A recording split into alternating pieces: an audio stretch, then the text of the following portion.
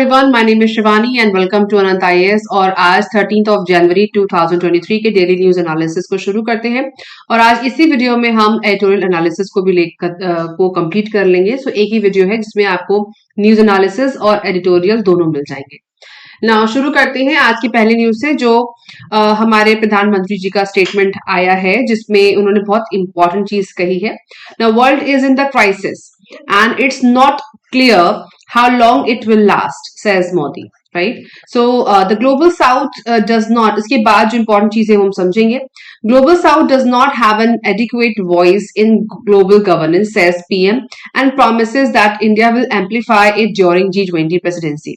So उन्होंने इस बात को यहाँ मेंशन किया है और ये उन्होंने कहा है कि इनॉग्रेशन हो रहा था ग्लोबल साउथ समिट का, उसमें उन्होंने ये बात बोली है ना। उन्होंने बोला कि ग्लोबल साउथ एक वर्ड यहाँ पे यूज किया है तो उसको हम समझेंगे डिटेल में कि उन्होंने बोला कि जो विश्व एक संकट में है और ये क्लियर नहीं कि कब तक संकट चलेगा और G20 में वो इस बात को उठाने की कोशिश करेंगे जो प्रेसिडेंसी के जो इंडिया कर रहा है उसमें इस बात को उन्होंने वादा किया उसको उठाने के लिए। और ये भी बोला कि ग्लोबल साउथ की कोई एडिक्वेट वॉइस नहीं है। ग्लोबल साउथ का मतलब उन देशों से है जो पश्चिमी इलाके में, जो अगर विश्व के ग्लोब में हम देखें तो पश्चिमी इलाकों में जो देश आते हैं उनकी बातें कर रहे हैं। The world is facing a lasting crisis and there is no clarity about how long this state of instability will last। और ये यूक्रेन और रशिया के जो वॉर चल रहा है उसके कॉन्टेक्स्ट में भी है, जो चाइना फेस कर रहा है एक डाउन टर्न उसके बारे में भी है और बाकी जो एशियन कंट्रीज हैं जिनमें अभी श्रीलंका की बात हो रही है, पाकिस्तान की बात हो रही है, उनमें भी कुछ क्राइसिस, उसमें भी क्राइसिस की सिचुएशन चल रही है जिसके हवाले से ये बात काफी क्लियर हो जाती है। नाउ स्टेट ऑफ इंस्टेबिलिटी, उन्होंने कहा कि ये भी जो ये इंस्टेबिलिटी चल रही है उसकी कोई क्लैरिटी नहीं है कब तक जाएगी।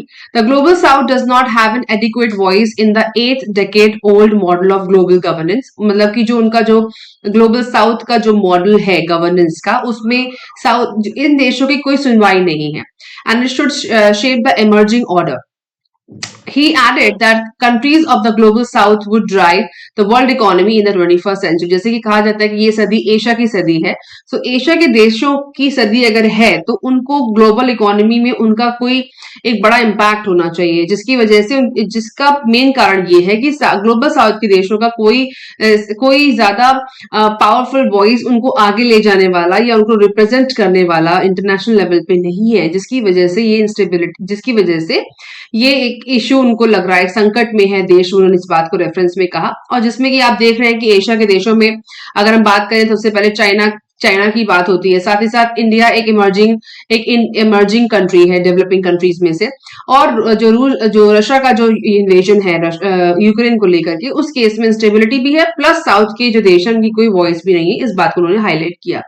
Now today most of these advanced economies are slowing down और जो advanced economies जो डेवलप्ड देश हैं उनकी जो उनकी अर्थव्यवस्था है, advanced economies जिनको बोला जाता है, वो नीचे की तरफ स्लो डाउन कर रहे हैं। Clearly in the 21st century global growth will come from countries of the south। I think that if we work together we can set the global agenda।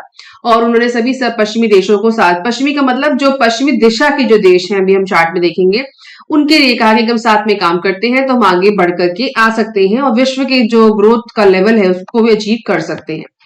Now most of the global challenges have not been created by the global south। उन्होंने बोला जो global challenges जो भी हम जिसको face कर रहे हैं वो सब हम ग्लोबल साउथ के देशों ने क्रिएट नहीं किया है, बट दे अफेक्ट अस मोर, लेकिन वो हमको प्रभावित करते हैं। We have seen this in the impact of COVID pandemic, climate change, terrorism and even the Ukraine conflict जो चल रहा है। इन सबके जो अगर आप देखें कि जो हमारे पर इम्पैक्ट आ रहा है ग्लोबल वार्मिंग का, क्लाइमेट चेंज का, यूक्रेन कॉन्फ्लिक्ट है, इन सबके अगर बेसिक्स में जाएं कोविड पेंडेमिक को छोड़ के जो हमारा जो चाइना से शुरुआत हुई, तो इनका सबका जो ओवरऑल इम्पैक्ट हम पर आता है वो बेसिकली हम देशों ने क्रिएट नहीं किया पर उनका इम्पैक्ट हम पर ज्यादा आता है।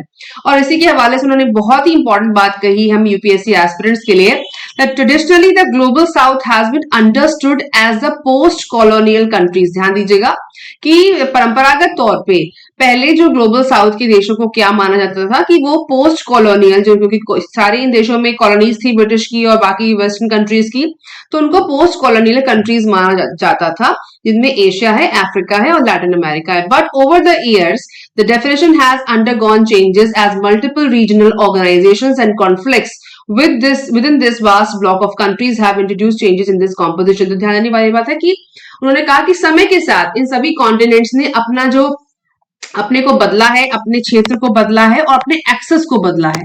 क्योंकि अब आप देखेंगे कि इन सभी देशों ने कोई ना कोई वेस्टर्न कंट्रीज से डील कर ली है या अपने कॉन्फ्लिक्ट को सुलझाने के लिए कोई रीजनल ऑर्गेनाइजेशन बना लिया है, जिसकी वजह से जो पैराडाइम चेंज हुआ है काफी ज्यादा इन अभी हाल के सालों में।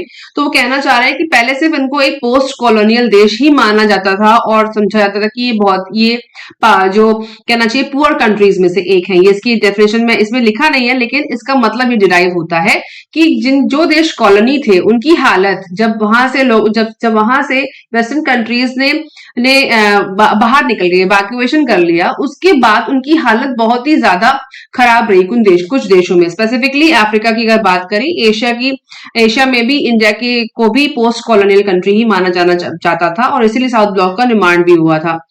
लेकिन समय के साथ अब जैसे जैसे ये वेस्टर्न कंट्रीज के सामने एशियन कंट्रीज इमर्ज हो रही हैं और डेवलपिंग कंट्रीज के फेस से उभर रही हैं, वैसे वैसे उनकी पोजीशन भी इस ब्लॉक में चेंज हो रही है, वो कहना चाह रहे हैं। और जैसा कि उन्होंने कहा कि अगर हम साथ मिलकर चलेंगे तो हम अपनी इस इमेज को चेंज कर सकते हैं और ग्लोबल एजेंडे और we can set a global agenda, एक हम ग्लोबल एजेंडा सेट कर सकते हैं। क्योंकि G20 की प्रेसिडेंसी के आधार पर वो चाह रहे हैं कि एक बड़ा एग्जाम्पल सेट हो जहां पे इंडिया और बाकी एशियन कंट्रीज जो साउथ ब्लॉक में आते हैं, जो कंट्रीज में आते हैं, उनका इमर्जेंस एक नए लेवल पे हो, ये उनका कहने का मतलब है। अब आगे देखते हैं कि ग्लोबल नॉर्थ और ग्लोबल साउथ क्या चीज है। क्योंकि ग्लोबल साउथ है तो ग्लोबल नॉर्थ भी होगा डेफिनेटली। तो कुछ देश हैं जो इनकी लिस्टिंग में आते हैं। So list of global south countries, the United Nations Finance Centre for South South Cooperation. आप ध्यान देंगे कि ये जो इस पे एक क्वेश्चन पहले पूछा जा चुका है साउथ साउथ कोऑपरेशन में, और यूएन चार्टर के हिसाब से 78 ऐसे देश हैं जो इस साउथ साउथ कोऑपरेशन में या ग्लोबल साउथ में आते हैं, और which are referred to as a group of 77 and China, जिसको कहा जाता है group of 77 and China. UN nations के चार्टर के हिसाब से है।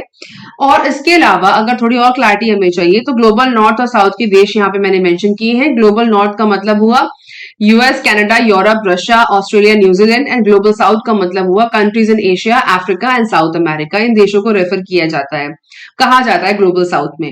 This classification is more accurate as the countries share similarities in terms of wealth मतलब स्वास्थ्य के आधार पर, indicators of education and health care. जैसे कि कहा गया कि पोस्ट कॉलोनियल देश हैं यहाँ पर, इन कॉन्टिनेंट्स में ज्यादा हैं, तो उनमें सिमिलैरिटीज किस चीज की है? एजुकेशन को लेकर के, हेल्थ केयर को लेकर के और वेल्थ को लेकर के, राइट। वेल्थ का मतलब कितने रिच हैं वो।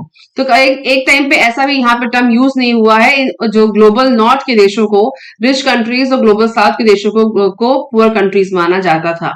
Now, some of the South countries like India and China have emerged economically. India और China बहुत ज्यादा उभर के आए हैं economically in the last few decades. The progress achieved by many Asian countries is also seen as challenging the idea that the North is the ideal. So, क्योंकि बड़े देशों में इंडिया और चाइना उभर के आया है, तो उन्होंने अपने पैराडाइम को चेंज किया है। एशियन कंट्रीज में उनकी पोजिशनिंग चेंज हुई है और seen as challenging the idea that north is the ideal, और उनके इस फिनोमिना को कि नॉर्थ आइडल है उसको भी चैलेंज किया है। तो इस पैराडाइम को लेकर के हमारे प्रधानमंत्री ने ये बात बोली। अब समझते हैं मैप के आधार पे कि हम मोटा माटी किस सेक्टर की बात कर रहे हैं। तो आप देखेंगे कि जो ये ब्लू कवर्ड एरिया है, यहाँ ये जो आपको दिख रहा है, ये लीस्ट डेवलप कंट्रीज हैं, जो मतलब एक तो डेवलपिंग है, उससे नीचे के लेवल को लीस्ट डेवलप कंट्रीज माना गया, जिसमें ब्लू यहाँ पर आप दिख रहा है, ये साइन दिख रहे हैं। उसके साथ जो यहाँ पे ये पिंकिश एरिया है, डेवलपिंग कंट्रीज, इन सबको माना गया। और ये सारे ग्लोबल साउथ के देश हैं, जो बेल्ट दिख रही है, ये सारे ग्लोबल साउथ के देश हैं। और इसके ऊपर के देश हैं वो सारे ग्लोबल नॉर्थ के देश हैं, मोस्ट डेवलप्ड कंट्रीज, जिसमें से ग्रीनलैंड को छोड़ करके बाकी सारे इलाकों को ग्लोबल नॉर्थ माना जाता है। तो मैंने एक पिक्चर मुझे मिली गूगल से, तो मैंने आपको समझाने के पर्पस से इसको ऐड किया है। आगे देखते हैं। जो दूसरी न्यूज है वो हमारे वाइस प्रेसिडेंट की तरफ से है, जहां वो एक समिट को एड्रेस कर रहे थे, तो उन्होंने चीज बोली है, judiciary legislature should respect boundaries set by the constitution. क्योंकि अभी एनजेएसी को लेकर के कुछ चीजें क्लियर नहीं है और पार्लियामेंट की तरफ से भी स्टेटमेंट आते हैं, कभी कभी जुडिशरी की तरफ से भी स्टेटमेंट आ रहे हैं कि उनको जुडिशरी सिस्टम को मानना पड़ेगा। तो उसके हवाले से उन्होंने ये बात बोली है कि virtually endorsing VP vice president Jagdeep धनकर रिमार्क्स ऑन जुडिशियल ओवररीच, मतलब उसकी ज्यादा बढ़त को देखते हुए, ओवररीच को देखते हुए, the presiding officers of the legislative assemblies and councils on Thursday recognized the separate powers of judiciary and the legislature। तो उन्होंने प्रिसाइडिंग ऑफिसर्स को लेकर के जो एक काउंसिल डिस्कशन हो रहा था उसमें उन्होंने ये बात बोली कि पावर्स ऑफ जुडिशरी और लेजिस्लेचर की जो पावर है वो सेपरेट पावर्स हैं, and said they should respect the boundaries provided by the constitution. तो उन्होंने कहा कि जुडिशरी की जो पावर है वो अलग है और स्टेट लेजिस्लेचर की पावर अलग है और उनको अपनी अपनी पावर में रह करके दूसरे की बाउंड्रीज को रिस्पेक्ट करना चाहिए। Resolution pass at the conclusion of 83rd all India presiding officer conference थी, इसमें उन्होंने बात कही, said that it reaffirmed its complete faith in the primacy of people of India in law making through the bodies of the nation. तो हम सब जानते हैं कि लेजिस्लेटिव असेंबली और पार्लियामेंट का सिग्निफिकेंस लॉ मेकिंग बॉडीज में है और रहेगा हमेशा। तो वो कहना चाह रहे हैं कि इनकी बाउंड्रीज को रिस्पेक्ट करना चाहिए, क्योंकि अभी हाल ही में बहुत ज्यादा इस चीज पे कंट्रोवर्सी आ रही है कि अभी आप देख रहे हैं तमिलनाडु में भी गवर्नर ने वॉकआउट किया और वहां पे उन्होंने स्पेसिफिकली किसी एक पार्ट ऑफ स्पीच को पार्ट जो था स्पीच का, प्रूफ स्पीच को पढ़ने से मना किया। एक तो ये, दूसरा दिल्ली में आप देख रहे हैं कि लेफ्टिनेंट एलजी और चीफ मिनिस्टर की भी डिस्प्यूट चल रहा है। साथ ही साथ सुप्रीम कोर्ट की सुप्रीमेसी कंटिन्यू रहेगी सुप्रीमेसी, लेकिन पार्लियामेंट से ऊपर नहीं है। इसके हवाले से जो एनजेएसी का मुद्दा है वो भी क्लियर नहीं है, तो उसको सपोर्ट करते हुए उन्होंने ये बात को कहा।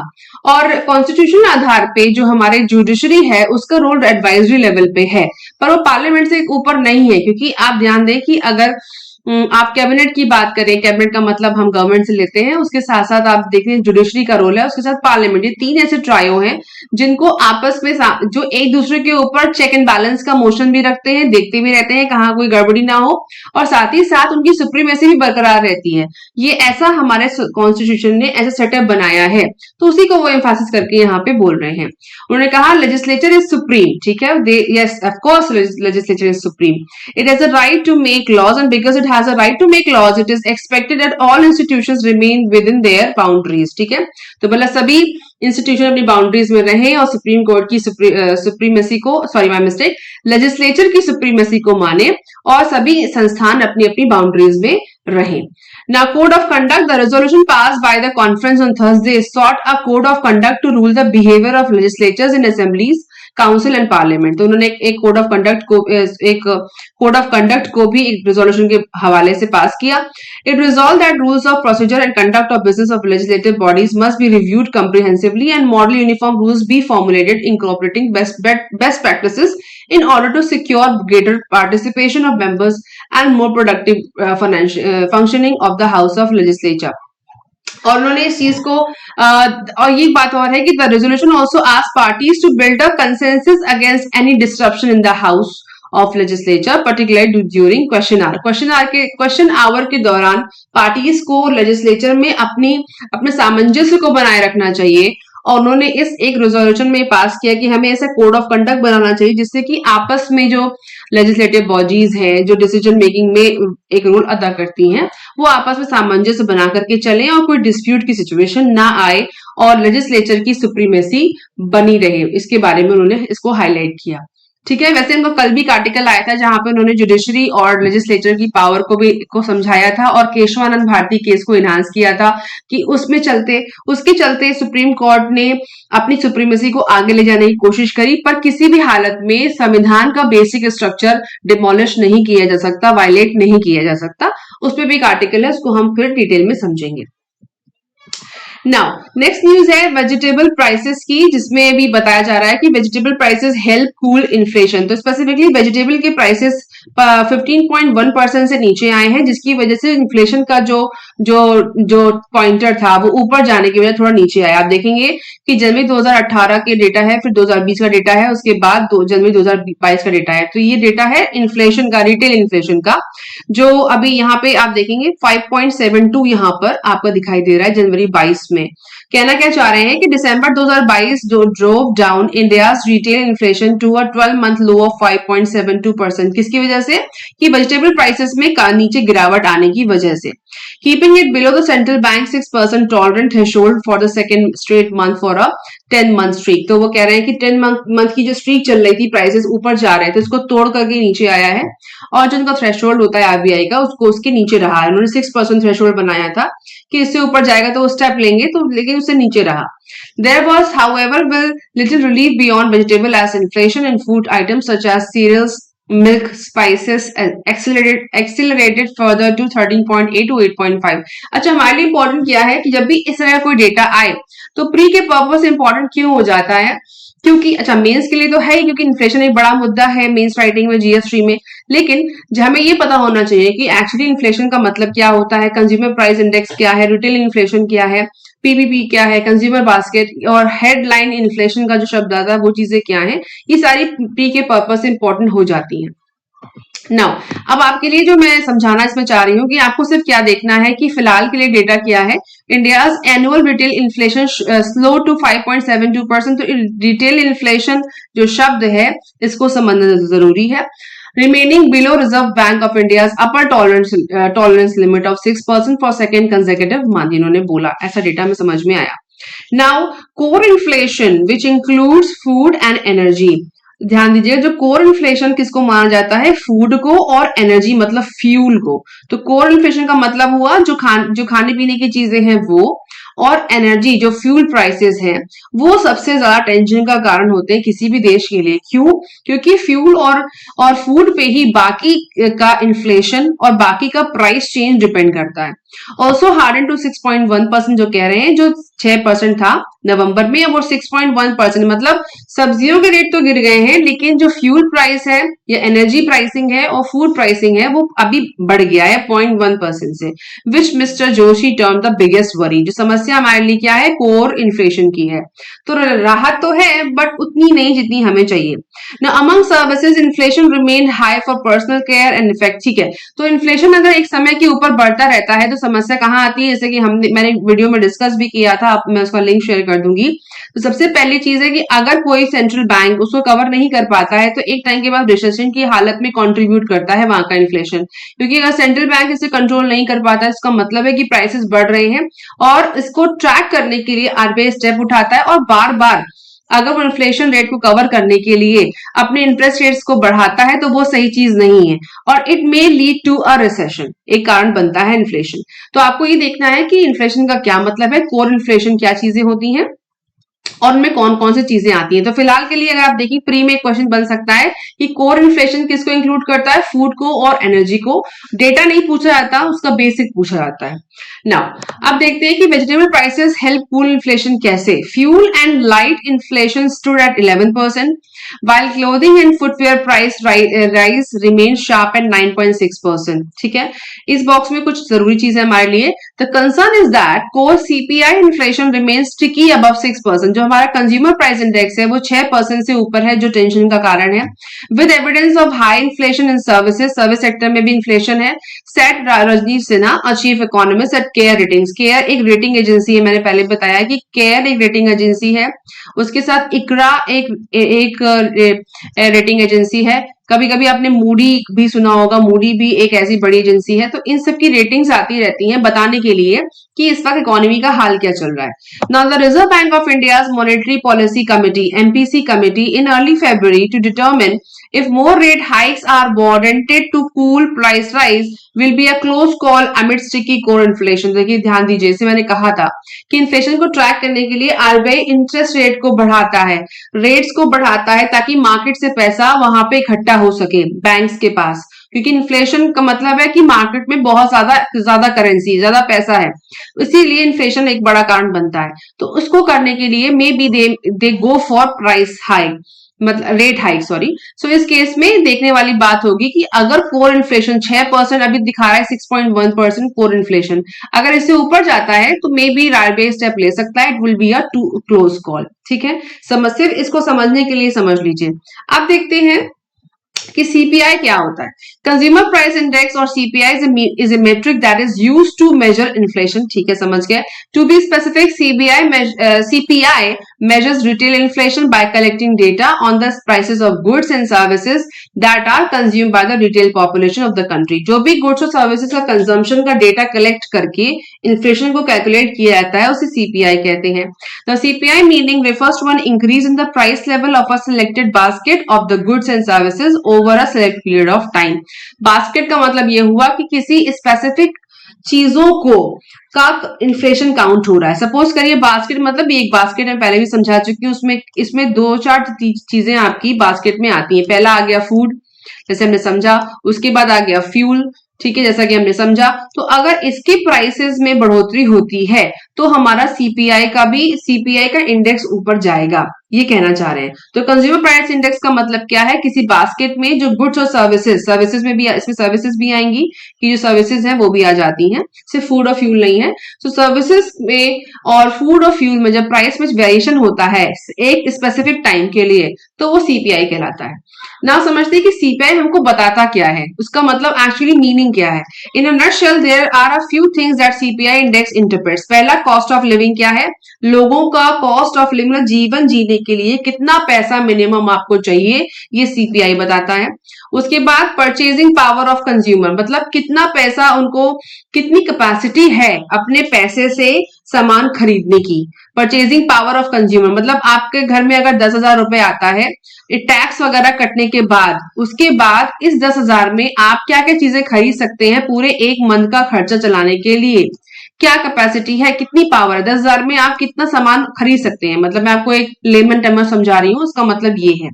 Now the expensiveness of different articles that consumer buy and services that are avail, और कितना एक्सपेंसिव डिफरेंट चीजों को खरीदने के लिए कितना ज्यादा एक्सपेंसिव मतलब प्राइस में वेरिएशन आया है कंज्यूमर जब भी खरीदने निकलता है, तो कितना महंगाई का लेवल है ये तो बताएगा। ऑफ कोर्स सीपीआई है that consumers buy and services that are avail, जो वो सर्विसेज और प्रोडक्ट खरीद रहे हैं वो कितने एक्सपेंसिव हैं या फिर उनका लेवल क्या है। और चौथा, value of the Indian rupee, हमारे इंडियन रुपी की वैल्यू क्या है। ऑफकोर्स जब परचेजिंग पावर आपकी जो है कम होगी, मतलब जहां आप 100 रुपए में 50 चीजें ले रहे थे, अब आप 100 रुपए में से 10 चीजें ले रहे हैं, इसका मतलब आपकी करेंसी की वैल्यू कम हो रही है। और इंडियन रुपी में की बात क्यों हो रही है, क्योंकि अगर आप ध्यान दें तो एक्सपोर्ट जब भी हम करते हैं, इंपोर्ट करें या हम एक्सपोर्ट करें, किसी भी सिचुएशन में आपको पेमेंट डॉलर में करनी होती है ना कि इंडियन रुपी में। तो आपको कन्वर्जन के समय पता चलता है कि आपकी करेंसी की वैल्यू क्या है। तो सीपीआई हमको ये भी बताता है। तो कॉस्ट ऑफ लिविंग बताता है, परचेजिंग पावर पैरिटी पीपीपी जो हम एनसीईआरटी में समझ चुके हैं, और आप जाके मेरी सीरीज देख भी सकते हैं, उसमें हमने एक्सप्लेन इसको आराम से समझा है। नो एक्सपेंसिवनेस क्या है और इंडियन रुपी की वैल्यू क्या है, ये हमें सीपीआई बताता है। नेक्स्ट न्यूज है माइनॉरिटी नोटिफिकेशन की, जिसमें दिल्ली गवर्नमेंट ने सेंटर को एक सजेशन दिया है कि आप माइग्रेटेड माइनॉरिटी जो भी है, जो यहाँ वहां से किसी स्टेट से ट्रैवल करके या किसी कंट्री से ट्रैवल करके इंडिया में आई है, उनको आप माइनॉरिटी का ओहदा दे सकते हैं। तो उन्होंने कहा कि Delhi government has suggested that the centre can grant migrated minority status to Hindus, उनको हिंदू का ओहदा स्टेटस दे सकते हैं, who have moved to the national capital from places such as Jammu and Kashmir and Ladakh where they are religious minority, जहां पे वो religious minority हैं जो has moved to the national capital, जो नेशनल कैपिटल में आके रह रहे हैं, और फ्रॉम प्लेसेस कहां से, जम्मू एंड कश्मीर लद्दाख से रहने आए हैं, उनको रिलीजियस माइनॉरिटी है, उनको आप हिंदू का दर्जा दे सकते हैं, ऐसा उन्होंने सलाह दिया है। The suggestion is part of a compilation of views collected by the centre from 24 states on whether religious and linguistic minority communities should be identified and notified by the union or the respective state। तो ये एक suggestion दिया है, इसको देखते हैं कितना इसमें आगे इम्प्लीमेंटेशन होगा। It is a part of affidavit submitted by the centre in the supreme court, और ये एक एफिडेविट का ही एक पार्ट है जो सेंटर ने सुप्रीम कोर्ट में दिया था। क्योंकि आप देखते हैं कि 24 स्टेट्स का डेटा अगर हमने लिया है, तो रिलीजियस आधार पे और लिंग्विस्टिक माइनॉरिटी के आधार पे बहुत सारे स्पेसिफिक कम्युनिटीज को माइनॉरिटी का दर्जा दिया जाता है, दिया जा चुका है। उसी के हवाले से Muslim, Sikh, Christian, Buddhist, Jain, Zoroastrian, इनको पारसी कहते हैं, have been notified as minority communities under section 2C of the National Commission for Minorities in 1992। मतलब इन सबको माइनॉरिटी का दर्जा दिया गया है। तो वो कह रहे हैं जो लद्दाख से और जम्मू कश्मीर से सेंट्रल नेशनल कैपिटल में आए हैं उनको भी हम माइनॉरिटी का दर्जा, माइग्रेटेड माइनॉरिटी का दर्जा दे सकते हैं। स्टेटस स्टेटस टू हिंदू का दर्जा दे सकते हैं जो माइग्रेट करके आए हैं और माइनॉरिटी हैं। ठीक है, आगे देखते हैं। As per the census 2011 minorities make up about 19.3% of the total population of the country. मतलब 2011 के सेंसस के हिसाब से 19.3% जो है पॉपुलेशन का वो माइनॉरिटीज बनाती है। ध्यान दीजिए, अगर उनको हम हिंदू का दर्जा दे देंगे तो फायदा क्या होगा, उस केस में हम उनके वोट को भी अपने कंट्री में काउंट कर सकते हैं। अगर वो माइग्रेटरी है और वो माइग्रेटरी स्टेटस में रहते हैं तो उनको हम किसी भी तरीके से उनको हम वेरीफाई नहीं कर सकते, उनका संज्ञान नहीं ले सकते, उनको आइडेंटिफाई नहीं कर सकते। और जैसे ही उनका स्टेटस चेंज होता है हम उसे अपनी कंट्री में काउंट कर सकते हैं, उनको वोटर लिस्ट में ला सकते हैं और उनके वोट्स को भी काउंट कर सकते हैं। तभी वो कह रहे हैं कि पहले जिन लोगों को माइनॉरिटी का दर्जा स्टेटस का दिया गया है, माइनॉरिटी कम्युनिटीज का, उसी हवाले से आप इनको भी स्टेटस हिंदू का दे सकते हैं।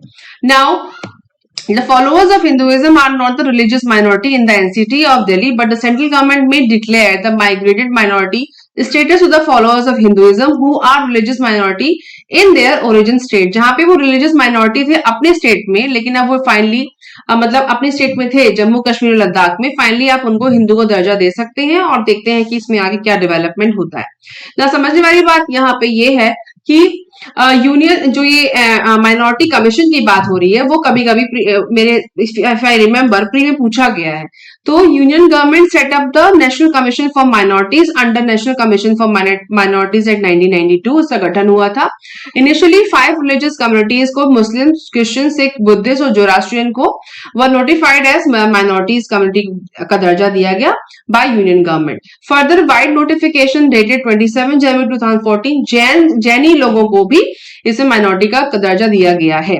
Now the Ministry of Minority Affairs was carved out of Ministry of Social Justice and Empowerment and created 29 January 2006 to ensure a more focused approach towards issues like namely Muslim, Christian, Buddhist, Sikh, Parsi and Jain। So फिलहाल के लिए समझने वाली बात क्या है कि ये कमीशन क्या है, कब इसका गठन हुआ और किन किन माइनॉरिटीज को अभी तक का दर्जा दिया गया है माइनॉरिटीज का इस कमीशन के अंदर। सो 5 रिलीजियस कम्युनिटीज को अभी तक इसमें दर्जा दिया गया और जैनीज को भी इसमें जोड़ा गया।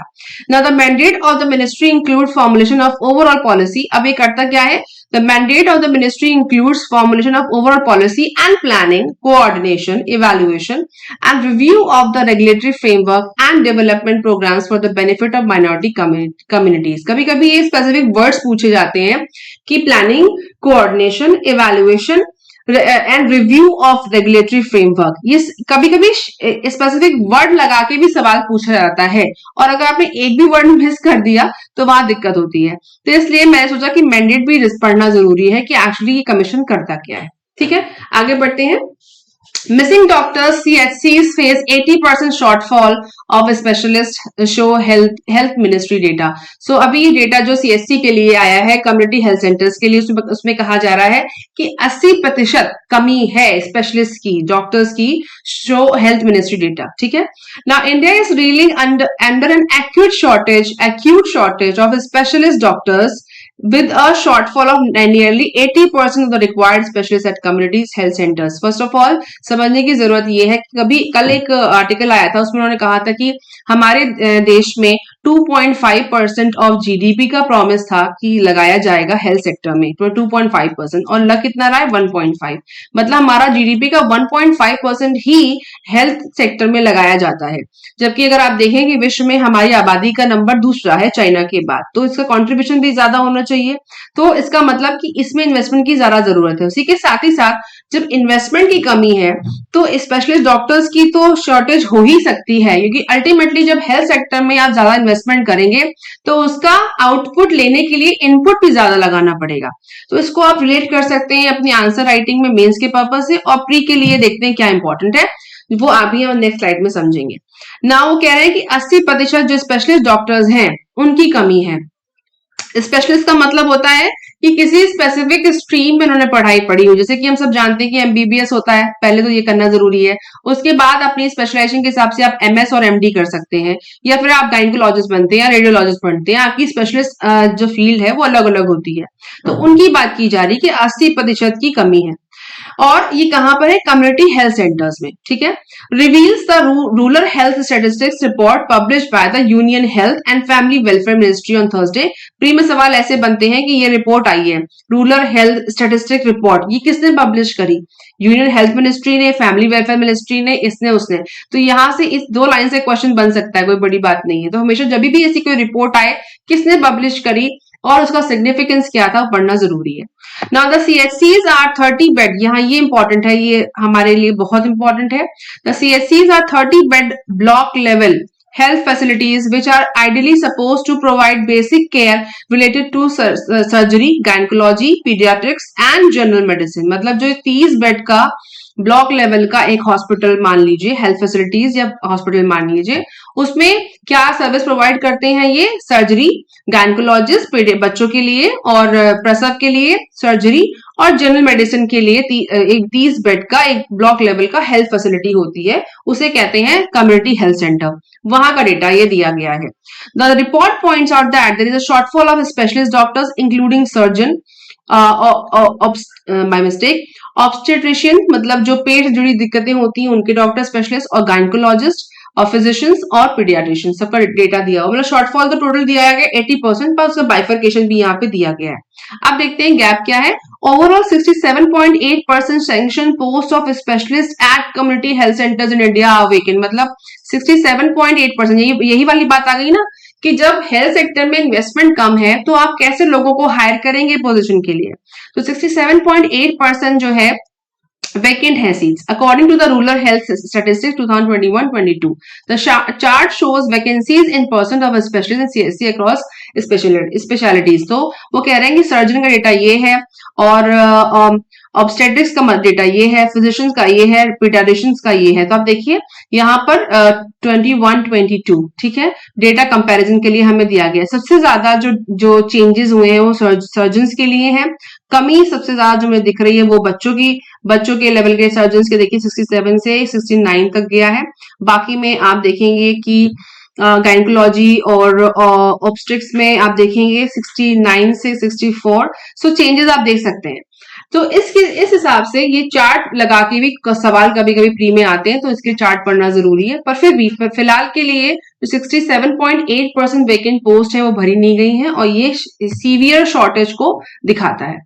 Now there are 6064 CHC across in India, and the health ministry has been unsuccessful in meeting the requirement for specialist doctor in most of these centers. This is despite the fact that in 2005 the number of specialist doctors in CHCs were 3550, which has been 25% increase of 4485। increase तो है 2022 में, पर उतना नहीं जितना चाहिए। However, with the numbers of CHCs growing, the requirement of specialists required to make the centers of functional has also been increased. Requirements of specialist doctors in CHCs has increased by 63.8%। ठीक है, so ये data हमने समझ लिया। Now, apart from the specialist doctors, there is a shortage of women health workers and auxiliary nursing midwives, with up to 14.4% of these posts lying vacant at in primary health centers and sub centers। मतलब situation vacant है midwives की भी, health workers की भी, specialist doctors की भी, जिनको fill किया जाना जरूरी है। नाउ अब समझते हैं कि एक्चुअली CHC क्या और उसका सिग्निफिकेंस क्या है। तो rural health care system in India के में अगर आप विकासपीडिया की वेबसाइट पे आप जाएंगे तो पूरा डिटेल आपको डिटेल में मिल जाएगा, आप अच्छे से इसको गो थ्रू कर सकते हैं। The health care infrastructure in rural areas has been developed as a 3 tier, मतलब 3 लेयर्स में हमारा रूरल हेल्थ केयर सिस्टम को डिवाइड किया गया है रूरल एरियाज में। ना पहला है सब सेंटर, ठीक है, दूसरा है PHC प्राइमरी हेल्थ सेंटर, और तीसरा है CHC। सो सब सेंटर मतलब हुआ most peripheral contact between primary health care system and community manned with 1 SWF, ANM and SWM। सो ये जो कुछ स्पेसिफिक मिनिमम नीड्स प्रोग्राम थे हेल्थ को लेकर के, उसके अंतर्गत इन सेंटर्स को बनाया गया। इनको 3 लेयर और टायर में बनाया गया है। तो पहला है सब सेंटर, दूसरा है प्राइमरी हेल्थ, और तीसरा है कम्युनिटी हेल्थ। इसकी बात फिलहाल के लिए हो रही है। ठीक है। तो आप इसको जो अगर इसका डिटेल आपको समझना है तो आप इसे गो थ्रू कर सकते हैं। प्रेजेंट के लिए हम समझेंगे कि कम्युनिटी हेल्थ सेंटर क्या चीज है। So a 30 bedded hospital referral unit for 4 PHCs with specialised services. तो कभी कभी ऐसे क्वेश्चन आते हैं कि कम्युनिटी हेल्थ सेंटर क्या होते हैं, तो वहां पे पहला सेंटेंस आया कि अ 30 बेडेड हॉस्पिटल और 20 bedded hospital at local community, और वहां पे 4 PHC होते हैं, रेफरल यूनिट फॉर 4 PHC, मतलब प्राइमरी हेल्थ सेंटर होंगे उसके अंदर जो रेफरल यूनिट होंगे और स्पेशलाइज सर्विस वहां पे दी जाती हैं। तो इस तरह के क्वेश्चन प्री में क्रिएट हो सकते हैं और ये जो रिपोर्ट है वो मेंस के पर्पज से हमारे लिए इंपॉर्टेंट है। अब समझते हैं कि CSCs are being established and maintained by the state government under MNP and BMS program, minimum need program, इसको कहते हैं minimum need program, minimum need, okay ये दोनों सेम ही है। बीएमएस और मिनिमम नीड प्रोग्राम दोनों सेम है, उसको स्टेट गवर्नमेंट के अंदर कंडक्ट क्रिएट या बनाया गया, एस्टैब्लिश किया गया। As per the minimum norms a CSC is required to be manned by 4 medical specialist होने चाहिए वहां पे, surgeon, physician, gynaecologist and paediatrician, supported by 21 paramedical other staff. It has 30 indoor beds with 1 OT, X-ray, labor room and laboratory facilities. ये basic structure है उसका, थोड़ा सा पढ़ना जरूरी है। It reserves as a referral center for 4 PHCs and also provides facilities for obstetric care and specialist consultant, ठीक है। सो ये बेसिकली स्टेट गवर्नमेंट के द्वारा मेंटेन किया गया, एस्टैब्लिश किया गया। वहां पर 30 बेड का हॉस्पिटल है, ओटी, एक्सरे और बाकी स्पेशलिस्ट होने वहां जरूरी है, और साथ ही साथ इसके it serves as a referral centre भी है ये 4 PHC का। PHC का मतलब हुआ प्राइमरी हेल्थ सेंटर्स का, ठीक है। तो ये हमारे प्री के लिए क्वेश्चन तैयार हो जाता है, यहां से पूछने की पूरी पूरी संभावना है। नाउ अब देखते हैं आज का मैप, उसके बाद अपना एडिटोरियल देखेंगे। पहला हम लोकेट करेंगे अल्जीरिया को, उसके बाद यूएई को। तो अल्जीरिया हमने देखा अफ्रीकन कॉन्टिनेंट का ये देश है नॉर्थ की साइड में, जिसके पास हमारा मोरक्को दिख रहा है आपको, ट्यूनीशिया यहाँ दिख रहा है, लिबिया, और यहाँ पे मेडिटेरियन सी इस तरफ, और हमारा ये अल्जीरिया, साथ ही यहाँ पे माली उसकी बॉर्डर पे, और वेस्टर्न सहारा, सॉरी मॉरिटानिया और मॉरिटानिया जो भी बोलते हैं, ये भी देश है। मोरक्को, मॉरिटानिया, माली और नाइजर, लिबिया, ट्यूनीशिया, 1 2 3 4 5 सॉरी 6 देश हैं इसके बॉर्डर पे, इंपॉर्टेंट हुआ। और इसके साथ ही यहाँ पे मेडिटेरियन सी भी है, और यहाँ पर आप देखेंगे साथ में लगा हुआ तो नहीं, पर जिब्राल्टर जो आप इसकी जो डिवाइड है यहाँ पर, यूके डिवाइड, जिब्राल्टर डिवाइड, उसके सामने स्पेन दिख रहा है, और साथ में यहाँ पर अटलांटिक ओशन भी हमको दिख रहा है, और गल्फ ऑफ ट्यूनिस भी हमको यहाँ पे दिख रही है, गल्फ ऑफ केप्स, ठीक है। नेक्स्ट है हमारा मैप विच इज यूएई, और ये हमारा मिडिल ईस्ट के देशों में से एक देश है, जिसपे इसके बॉर्डर पे हम देख रहे हैं सऊदी अरेबिया यहाँ दिख रहा है, ओमान इस तरफ दिख रहा है, ओमान इसके यहाँ टॉप पे भी है, यहाँ पे स्ट्रेट ऑफ हॉर्मुज है, पहले भी न्यूज में था स्ट्रेट ऑफ हॉर्मुज, और साथ ही साथ गल्फ ऑफ ओमान यहाँ लोकेट कर रहे हैं हम, पर्शियन गल्फ है यहाँ पर, आबू धाबी हमने देखा, और फिलहाल के लिए सामने हमारा देश कनेक्ट तो नहीं हो रहा है, लेकिन स्ट्रेट ऑफ हॉर्मुज के सामने ईरान भी हमको यहाँ पे दिख रहा है, ये देश हमारा रहा यूएई, हमने लोकेट किया। तो अब आते हैं हम फटाक से अपने एडिटोरियल डिस्कशन में, और उसके साथ हम आगे बढ़े। ओके, सो आज के एडिटोरियल डिस्कशन में द हिंदू के 2 आर्टिकल मुझे इंपॉर्टेंट लग रहे हैं, उसको हम देखते हैं। पहला आर्टिकल है हमारा entering a year of uncertainty, इसको हम समझेंगे। दूसरा है a governor and the chief minister eight loggerhead, जो अभी तमिलनाडु में जो केस हुआ उसके बाद चीफ मिनिस्टर और गवर्नर के रोल को लेकर के एक आर्टिकल है। सो पहला जो आर्टिकल है उसको हम डिटेल में थोड़ा सा देखेंगे, जिसमें एक जिसमें अभी इंटरनेशनल जियो पॉलिटिक्स को लेकर के एक चीज एक्सप्लेन करी गई है, और ये मिस्टर M.K. नारायण के द्वारा एक्सप्लेन की गई है, जो फॉर्मर डायरेक्टर रह चुके हैं इंटेलिजेंस ब्यूरो के, और इनकी ओपिनियन बहुत ही रिमार्केबल रहती है और समझने लायक रहती है ना। उन्होंने कहा कि सूदसेयर्स मतलब जो भविष्य वक्ता हैं, seldom read the future correctly, कभी कभी भविष्य के बारे में जो बात बोलते हैं वो सही होती है, करेक्ट होती है, specially in the रियम of geopolitics, और जियोपॉलिटिक्स के दुनिया में कभी कभी जो भविष्य वक्ता है वो सही बात बोलते हैं ना। वो कहना क्या चाह रहे हैं उसको आगे हम देखते हैं। The Russia-Ukraine conflict, which erupted in February 2022, has become a major disruptor of existing order. जो यूक्रेन रशिया का जो वॉर है, जो हम सब जानते हैं, उसका कोई रिजल्ट नहीं निकल रहा है, और एक बहुत बड़ा डिस्ट्रप्टर बन चुका है एग्जिस्टिंग ऑर्डर में, कहा जियोपॉलिटिकल स्टफ में। Now by mid 21 Russia had begun a major buildup around Ukraine and in December 2022। तो उसके पहले जो कहना चाह रहे हैं कि by mid 21 Russia had begun a major buildup, उन्होंने यूक्रेन के अगेंस्ट बहुत बड़ा मेजर बिल्डअप क्रिएट किया इन December 21, ठीक है। Russia's ministry of foreign affairs publish a list of new security guarantees, और उसके बाद क्या हुआ कि रशिया की जो फॉरेन मिनिस्ट्री है उसने एक लिस्ट को, एक सिक्योरिटी लिस्ट जो होती है, गारंटी होती है, उसके लिए एक लिस्ट तैयार करी। It wanted from the US and not, और नाटो से और यूएस से उन्होंने मांगा कि हमें ये सारे प्रोमिसेस चाहिए, ठीक है। बट वो ये भूल गए कि जो उनका जो फाइट है यूक्रेन के लिए वो इतनी जल्दी खत्म होने वाला नहीं था, और उन्होंने वेस्ट की पावर्स को अंडर एस्टिमेट किया।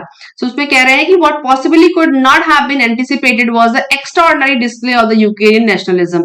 जब वो ये सब कर रहा था रूस, तो उसको ये आइडिया नहीं था कि जो यूक्रेन का नेशनलिज्म है और नाटो की और यूएस की जो सपोर्ट है यूक्रेन को, वो एक नई चीज लेकर के आएगा। And the swift response of the West including NATO and the US in rallying behind Ukraine and extending military and other types of cooperation, ये इंपॉर्टेंट चीज है, क्योंकि हम सब जानते हैं कि जो अभी फिलहाल के लिए अंडरस्टूड बात है कि यूक्रेन की फाइट और यूक्रेन और रशिया की फाइट में यूक्रेन ने बैक ऑफ क्यों नहीं किया, क्योंकि उसको यूएस का सपोर्ट है। और ये चीज एक नई चीज हमारे सामने रिप्रेजेंट करती है कि अगर डायरेक्ट वॉर नहीं भी है रशिया और यूएस के बीच, जो कोल्ड वॉर में दो बड़ी शक्तियां थी, पर फिर भी अगर विश्व में किसी और देश पे कोई इन्वेड करता है, रशिया करता है, यूएस करता है, तो ऑपोजिट पावर्स उसको लड़ने के लिए सपोर्ट करती हैं, वेस्टर्न जिस कंट्री में है उस कंट्री को। नाउ अब इसके बाद रिजल्ट क्या हुआ इस वॉर का वो समझते हैं, fall out of the war. So sir कह रहे हैं और स्पेशलिस्ट कह रहे हैं, in the present case any escalation vertically would be the use of nuclear weapon and the any escalation horizontally would be opening new fronts. ये बहुत remarkable line है। वर्टिकल एस्केलेशन का मतलब होता है मिलिट्री पावर का एक्सटेंशन, ध्यान दीजिएगा। वर्टिकल एस्केलेशन का मतलब होता है अगर कोई भी चीज, वो कह रहे हैं प्रेजेंट में इस घटना के बाद अगर वर्टिकल एस्केलेशन बढ़ता है तो न्यूक्लियर पावर का यूज बढ़ सकता है, जो एक खतरनाक चीज है। और अगर हॉरिजॉन्टल कोई भी एस्केलेशन होता है, बात बढ़ती है, तो उसका मतलब है ओपनिंग न्यू फ्रंट्स, और नए फ्रंट बन के आएंगे, लोगों की एलाइज होंगी, नए नए फ्रंट बन के आएंगे फाइट के लिए। क्योंकि अगर आप ध्यान दीजिए वर्ल्ड वॉर 2 को रेफर करें, तो अगर किसी देश में लंबे समय तक फाइट चल रही है और दो बड़ी बड़ी शक्तियां अगर उसमें इन्वॉल्व होती हैं, तो आगे चल के उसके रिजल्ट खतरनाक होते हैं, उसको वो रेफर कर रहे हैं एज ए। और उन्होंने 1916 की बात भी करी है, वर्ल्ड वॉर 1 को भी रेफर किया है, और वर्ल्ड वॉर 2 तो अंडरस्टूड है, क्योंकि कोल्ड वॉर के बाद सिचुएशन काफी बदली रूस के लिए, क्योंकि 91 में वो यूएसएसआर डिमोलिश हुआ और पावर चेंज हुआ। As in 1916, there are many unknowns today. Unexpected incident could result in dangerous outcomes. The specter of an all-out war is ominously present. तो वही कह रहे हैं कि अभी बहुत सारे फैक्टर्स अननोन है और इसके रिजल्ट जो है डेंजरस हो सकते हैं। Now फिर एक्सपर्ट कह रहे हैं कि already the proxy war between the US, Europe and NATO on the one hand and Russia on the other hand is having a major fall out in the economic realm. हम सब जानते हैं कि proxy war चल रही है US, Europe और NATO की, और रशिया की, उनके जो मेजर जो फॉल आउट आ रहा है इकोनॉमिक सिस्टम में और जो वर्ल्ड लेवल पर वो दिख रहा है। ये प्रॉक्सी वॉर है। ऑब्वियसली अगर यूक्रेन लड़ रहा है, सपोर्ट यूएस और नाटो का है, इसका मतलब प्रॉक्सी वॉर है।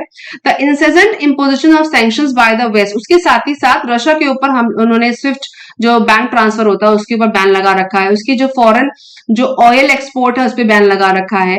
तो इससे क्या हो रहा है कि रशिया को और प्रोवोक किया जा रहा है और एक तरह का एनर्जी क्राइसिस बनता जा रहा है, क्योंकि ऑब्वियसली अगर रशिया का तेल वो लोग लेने से मना कर रहे हैं, उसके ऊपर एक कैपिंग का इशू चल ही रहा है, हम समझ रहे हैं, तो उससे क्या होगा, एक एनर्जी क्राइसिस पैदा होगा, क्योंकि सभी देश तो ऑयल रिच नहीं है। यूएस की बात करें, यूरोप की बात करें, this is accompanied by the soaring oil prices, उससे प्राइसेस भी बढ़ रहे हैं, और Russia using oil as a weapon, और रशिया जो तेल को एज ए वेपन की तरह यूज कर रहा है।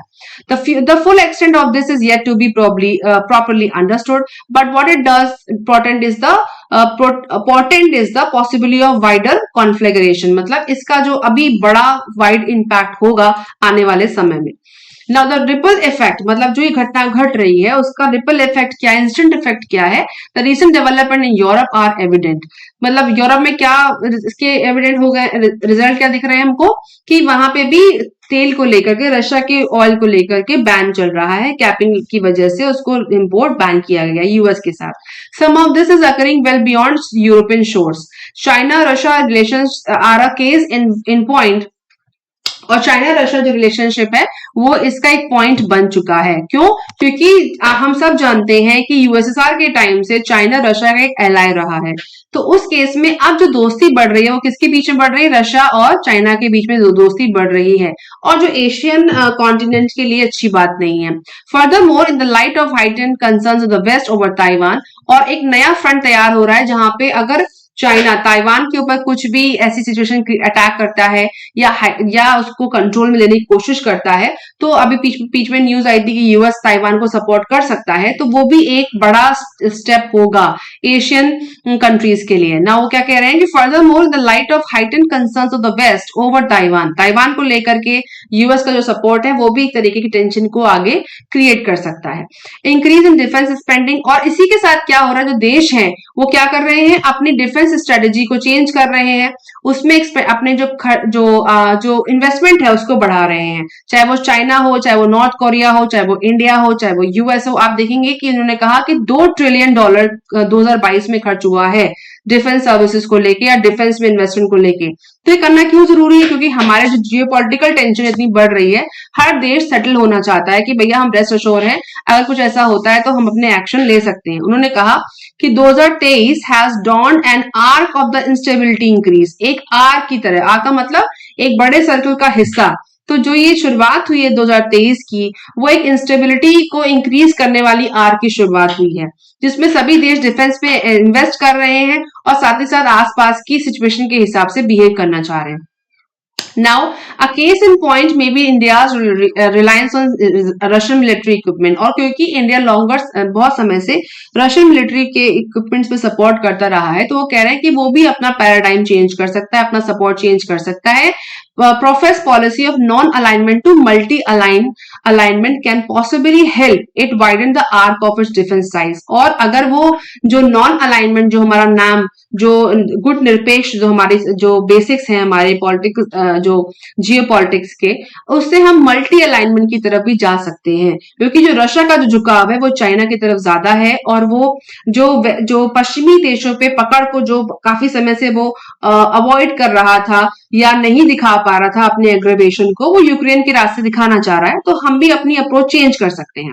ग्रुप सच एज क्वाड जो बोला जाता है 4 देशों को, यूएस, ऑस्ट्रेलिया, जापान और इंडिया को बोला जाता है, कह रहे हैं कि क्वाड के सहारे मतलब में going forward gain greater salience in the India's defence architecture. तो वो यूएस, ऑस्ट्रेलिया, जापान और इंडिया का जो क्वाड है, ये अपनी जो ग्रेटर सेलियंस और डिफेंस आर्किटेक्चर को नया चेंज दे सकते हैं, given the increase tension between India and China, और इंडिया और चाइना की जो अभी एलएसी पे जो इश्यू चल रहा है उसको ध्यान में रखते हुए। India's defence ties with France specially in the, और फ्रांस भी इंडिया का बड़ा सपोर्टर बन सकता है, क्योंकि हम उसे डिफेंस इक्विपमेंट खरीद रहे हैं और आने वाले समय में और ग्रो करेगा। तो हमारे पास क्वाड का सपोर्ट हो सकता है, यूएस, ऑस्ट्रेलिया, जापान। साथ ही साथ चाइना से तो हमारा डिस्प्यूट चल ही रहा है फिलहाल हम फ्रांस को भी अपने साथ लेके चल सकते हैं, क्योंकि हम उससे इक्विपमेंट खरीद बेच रहे हैं। Now terms like strategic autonomy have already lost their meaning, और उन्होंने कहा जो स्ट्रेटेजिक ऑटोनोमी थी उसकी सिग्निफिकेंस खत्म हो चुका है। अब देश अपने एक्सपोजर के हिसाब से एक्ट कर रहे हैं। The fact that the war in Ukraine has brought home to Europe and other countries the fact that Ukraine or for that matter any other country in Europe could have not been withstood the Russian offensive without the US and NATO। और ये ध्यान देने वाली बात है कि Russia के support में खड़ा होना मुश्किल है किसी भी देश के लिए, क्योंकि अगर वो ऐसा करते हैं तो यूएस और नाटो से पंगा लेने वाली बात होगी। हम सब जानते हैं कि यूरोप में क्या हुआ, और फिलहाल और उन्होंने जो क्रीमिया का जो कंट्रोल है, क्रीमिया को भी कंट्रोल किया रशिया ने। तो उसके साथ साथ यूएस को ये तो क्लियर है कि जो देश कंट्रोल सपोर्ट करना चाहेंगे रशिया को, उनके लिए डिफिकल्ट चीज हो जाएगी। नाउ इंडिया के लिए अब हमको यूपीएससी के प्रिपरेशन के हिसाब से अपने आईआर को कवर करने के लिए जो इंडिया का फ्रंट है वो समझना जरूरी है। इस आर्टिकल का जो बेसिक पंच लाइन है, जो जिस्ट है, going ahead and apart from Europe, China, India and part of Asia are likely to be face major headwinds. उन्होंने कहा आगे चलते हैं और ये समझते हैं कि यूरोप, चाइना, इंडिया अब जो एशिया के पार्ट है वो उनको जो आगे आने वाले समय में कुछ चीजें फेस करनी पड़ सकती हैं। क्या? For China controlling covid and managing the fall out of economic downturn, would be a main challenge. तो उनके लिए, चाइना के लिए तो इम्पोर्टेंट चैलेंज यही है अपनी इकोनॉमी को रिकवर करना, क्योंकि कोविड-19 की वजह से उनका जो इकोनॉमिक जो स्टेबिलिटी है वो नीचे चली गई है। ना consequently इट इज अनलाइकली, और इसी के चलते ऐसा लगता नहीं है कि चाइना ताइवान पे कोई बड़ा स्टेप उठाएगा, जबकि वो उसकी प्रायोरिटी ताइवान है, लेकिन वो कह रहे हैं कि लगता नहीं है कि ऐसा कुछ बड़ा स्टेप उठाएगा जो उसकी इकोनॉमिक स्टेबिलिटी को और बढ़ाए, इंस्टेबिलिटी को ना। वो कह रहे हैं, इंडिया के हवाले से वो कहना चाह रहे हैं कि चाइना रशिया का जो क्लोजनेस है उसको, वो फिलहाल के लिए उसके लिए अपना स्टेप एक्टिव, उनको हम इंडिया को एक्टिव रहना चाहिए।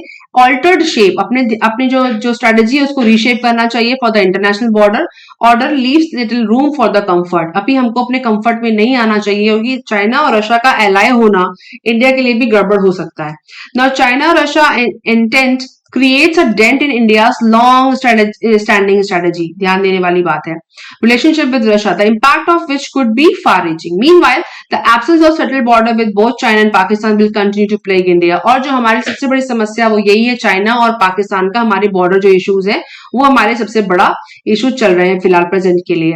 और साथ ही साथ पाकिस्तान की जो फाइनेंशियल इंस्टेबिलिटी है उससे भी लगता है कि वो कोई बड़ी चीज तो नहीं करेगा, लेकिन फिर भी जो हमारे इंसर्जेंसी का जो इशू चलता रहता है जम्मू एंड कश्मीर में, वो पॉसिबिलिटी 2023 में हो सकती है, जो मेजर थ्रेट है पाकिस्तान की तरफ से। सो एलएसी का इशू चाइना की तरफ से और बॉर्डर इशू पाकिस्तान की तरफ से, ये तो हमारे लिए प्लेग है ही, इंडिया का एक प्लेग है, वो कहना चाह रहे हैं। अब समझने वाली बात इस पैराग्राफ में है, during 2023 India will also find itself hemmed in by other problems that have emerged in South Asia। और इंडिया जो है दूसरी समस्याएं जो साउथ एशिया की हैं उसको भी फेस कर सकता है, जैसे कि नेपाल में नया चेंज हुआ है, नई सरकार आई है, उसके हवाले से उनका चाइना को लेके प्रो चाइना स्टेट जो लीडर्स वहां आए हैं उनका रोल क्या हो सकता है। अफगानिस्तान में तालिबान का जो एक्टिवनेस बढ़ रही है, वहां पे जो उनका जो एक नया वो खुरासान प्रोविंस बनाना चाहते हैं, और तालिबान में वो एक नई तरह का मुस्लिम परचम लहराना चाहते हैं, उसके हवाले से भी हमारे लिए एक इशू है, क्योंकि तालिबान अफगानिस्तान पाकिस्तान से भी अपने कनेक्शन अच्छे रखते हैं। ना India relation with both Sri Lanka and Bangladesh पे भी हमें ध्यान देना चाहिए, क्योंकि श्रीलंका की जो फाइनेंशियल सिचुएशन अच्छी नहीं है और बांग्लादेश में भी से ऐसे कोई डायरेक्ट थ्रेट तो भी नहीं है, लेकिन अपनी डिप्लोमेसी में हमको एक्टिव रहना चाहिए। दिस ईयर में not however see major changes in India's relationship with most countries of West Asia. पश्चिमी देशों से हमारी जो स्ट्रेटेजी है वो ज्यादा बदलेगी नहीं, ऐसे एक्सपर्ट कह रहे हैं, which may test whether India's long term preference for a non interventionist strategy. और हमें जो नॉन इंटरवेंशनिस्ट स्ट्रेटेजी है उसको culture is paying dividends in its neighbourhood or not. और ये समय बताएगा कि जो हमारी नॉन इंटरवेंशनिस्ट स्ट्रेटेजी है वो लंबे समय में हमको रिजल्ट देगी या नहीं देगी। तो इसकी उन्होंने चीजें कुछ बताई हैं 2023 के लिए। और जो इंपॉर्टेंट पंच लाइन वो ये है कि for India the altered shape of international border leaves little room for its comfort. जो इंटरनेशनल बॉर्डर्स पे जो चेंजेस हो रहे हैं, शेप बदल रहा है, वो हमारे लिए कंफर्ट जोन को कम छोड़ता है। हमें आराम से नहीं बैठना है, अपनी पॉलिटिक्स को, अपनी पॉलिसीज को बहुत विजिलेंट होकर बनाना है और देखते रहना है आसपास कि क्या घटना घट रही है। ठीक है, तो इस पे भी, इस तरह के स्टेटमेंट पे भी क्वेश्चन बनते हैं जो हमारे आईआर के लिए इंपॉर्टेंट हो जाते हैं ना। अब देखते हैं नेक्स्ट आर्टिकल जो गवर्नर और चीफ मिनिस्टर की प्रॉब्लम्स को लेकर के है। सो वो क्वेश्चन है इस आर्टिकल में that what led Tamil Nadu governor R N Ravi to work out of the assembly. कि आर रवि ने, जो मिस्टर आर एन रवि है, गवर्नर है तमिलनाडु के, उन्होंने वर्कआउट क्यों किया।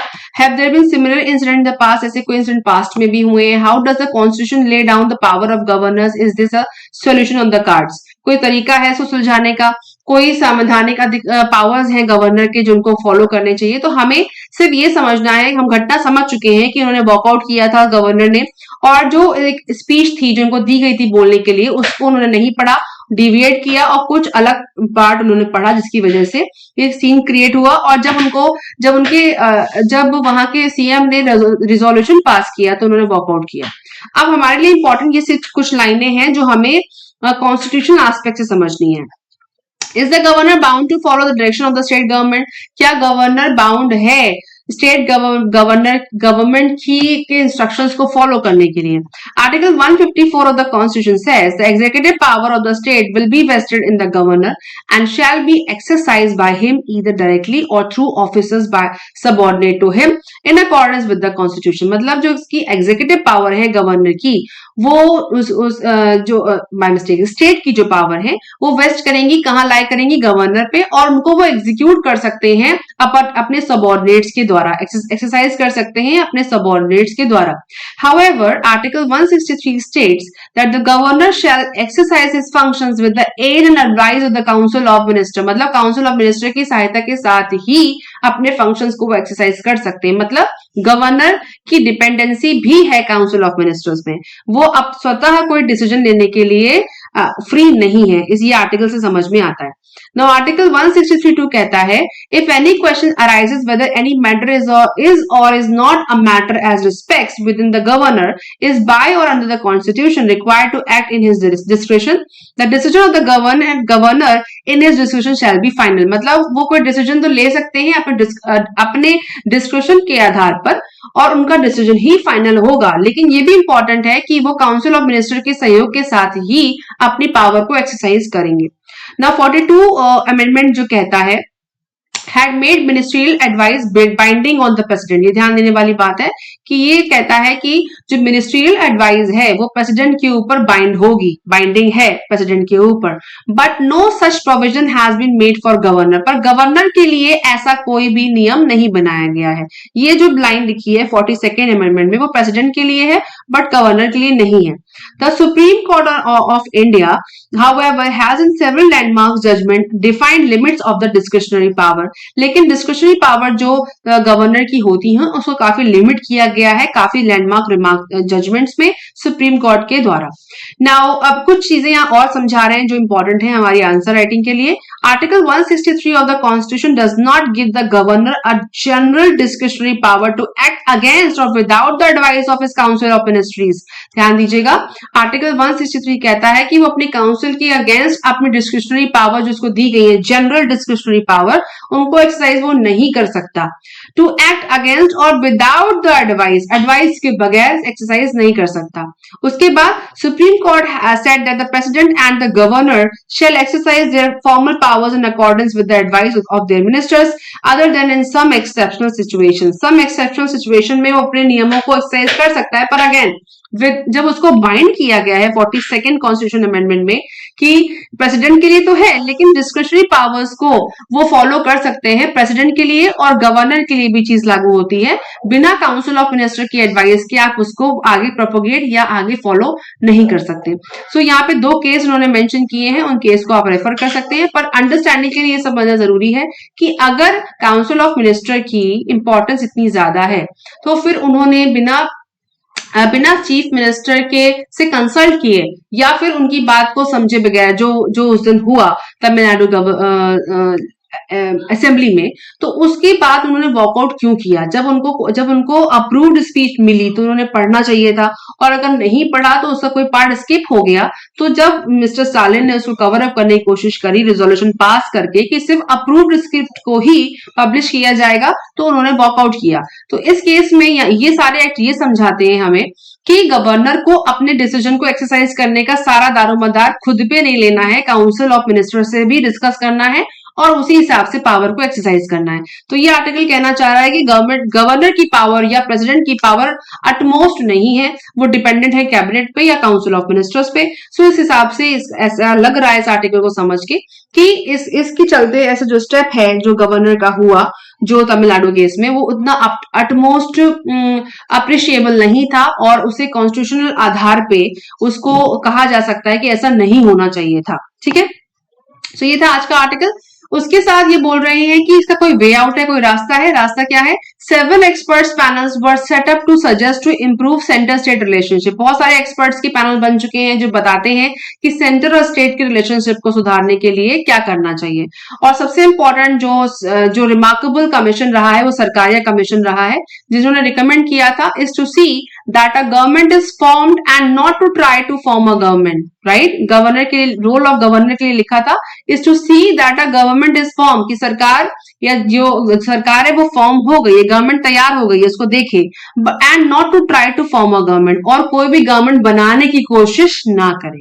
ये बहुत ही रिमार्केबल स्टेटमेंट है। इस पे भी क्वेश्चन प्री में मेंस में बन सकता है GS2 के एस्पेक्ट से, कि सरकारी कमीशन का स्टेटमेंट है कि उन्होंने पॉइंट आउट किया था कि रोल ऑफ गवर्नर क्या होना चाहिए, टू सी, बस देखी कि सरकार बनी है, और not to try to form a government, और सरकार बनाने की कोशिश ना करे। However the recommendations of these reports have not been taken up by any government so far, और ये जो इसके रिकमेंडेशन है सरकारी कमीशन के, वो अभी तक किसी गवर्नमेंट ने सीरियसली नहीं लिए हैं।